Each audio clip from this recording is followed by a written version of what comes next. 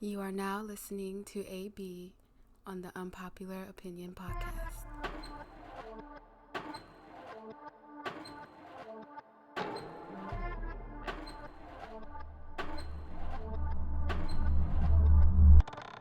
What's up, everybody? This is your boy AB, and you are now listening to the Unpopular Opinion Sports Podcast. I got my boy Pat with me. We got another special episode for y'all. What we're going to do now, we're switching it up a little bit on y'all. So we just going to discuss one topic today. It's going to be on who will win the 2020 awards in the NBA.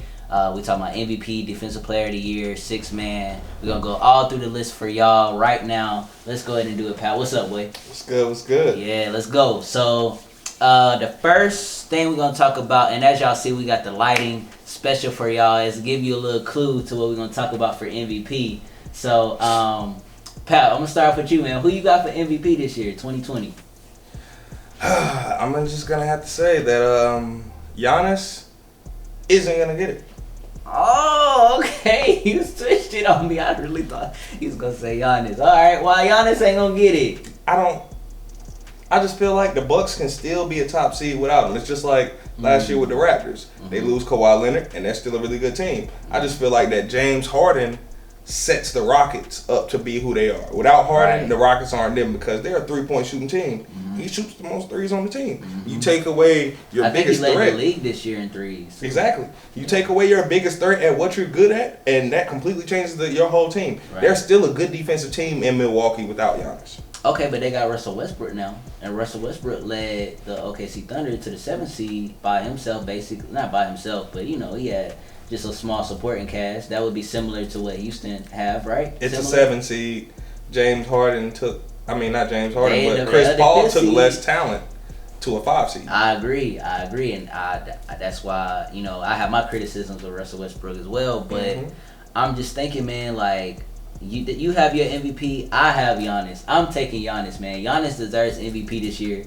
He's averaging 29 points and over 13 rebounds per game. He's still, solid on the defensive end. He slipped a little bit. I'll admit he's not as much of a presence as he was last year. But then they lock up the number one seed, the best record in the NBA, even through this bubble situation and everything, and people are kind of, getting down on them because they went 3-5 in the bubble.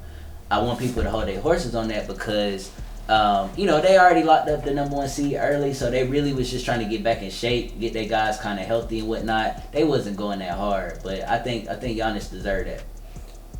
I mean, man, look, hey, no. You know what I'm saying? Nah, I don't like Giannis getting that. Why you don't want Giannis? So you don't want Giannis getting MVP? That's what he's not most valuable. I don't feel like he's the most valuable player to his team. Should he be? The odds. Should he be at a detriment because their team is a good team? Like the GM, the coach, they have a good structure for that team. Giannis plays 30 minutes a game. For that? Giannis is playing 30 minutes a game and they're beating teams so bad that like he doesn't even have to play. So he's dominating so hard in the first half. They blowing teams out. Like they really are blowing teams out. It's like the Warriors back in the day. Exactly. So, Steph actually, that MVP season was so spectacular where he won unanimous because he sat out like 29 fourth quarters. So imagine what his numbers would have been if he would have did that. So I think Giannis is a similar thing. It's like his numbers probably would be bolstered even more if he had to play in if they had tighter games, but they blowing him out so fast. It's like he don't need to stack his numbers. Exactly, because that team is so good that even without him, like the thing is, bro, like you take Harden out, and the Rockets aren't doing that. You take LeBron James out with the Lakers. You see their offensive numbers when he's off the floor. You know what I'm saying? So, Giannis, the team still performs well with or without him. I mean, they won't perform as well. I don't say that they'll be like a number one seed, but they're a top 4 seed even without him. I mean, I look at it like the Bucks are, they don't have another like superstar supporting player on their team. It's not gonna say it's just him because obviously they the number one seed for a reason. But I relate it to a similar team. Like, I know you're going to say I'm crazy, but the Cavaliers, when LeBron was the number one seed back the first time, when they was the number 1 seed, and they had the number 1 defense in the league, but it really was the LeBron show, and like a couple of good supporting guys, Larry Hughes, Boobie would hit some important threes. Big Z was really good, and people don't want to give him his credit, but he was really good. He's a big reason why they were the number 1 defense. Exactly. So, you know, they had Varejao, I know people say he erratic and he looked crazy with his hair flying everywhere, but that dude was energy personified. You know what I'm saying? He was going to get those offensive boards. He was going to get those extra possessions. He was going to play hard defense. He was his Tristan Thompson, exactly. So, I liken this team to that team in the sense that they, you know, hang their hat on defense, and they have a superstar dominant player like LeBron was then and still is, and like Giannis is now. But what happened when they went to the finals?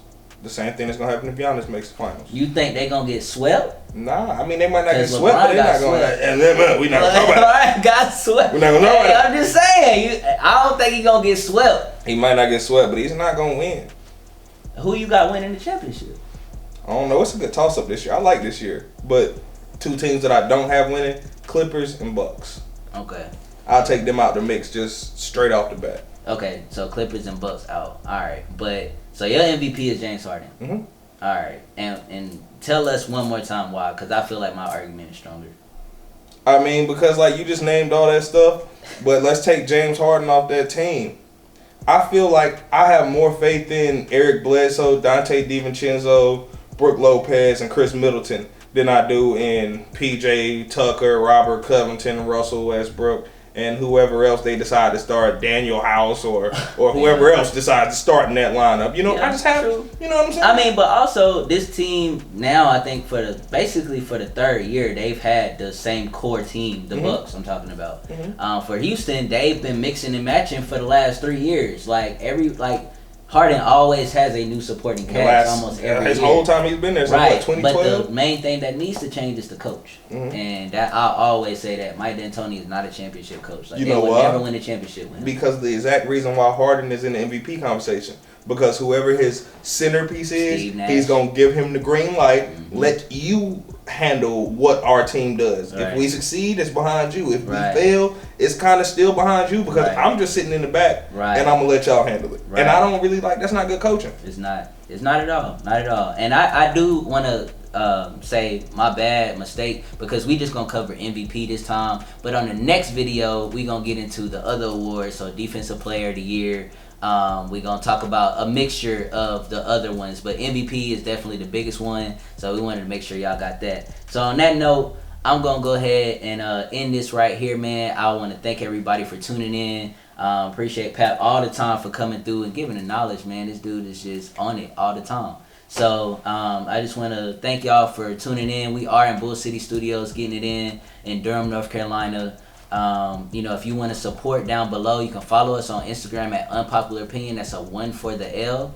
And then if you want to donate financially, any type of support, you can find that in the description below. That is a patreon.com, and on Cash App, we are on there. So until next time, until the next video, we are out of here.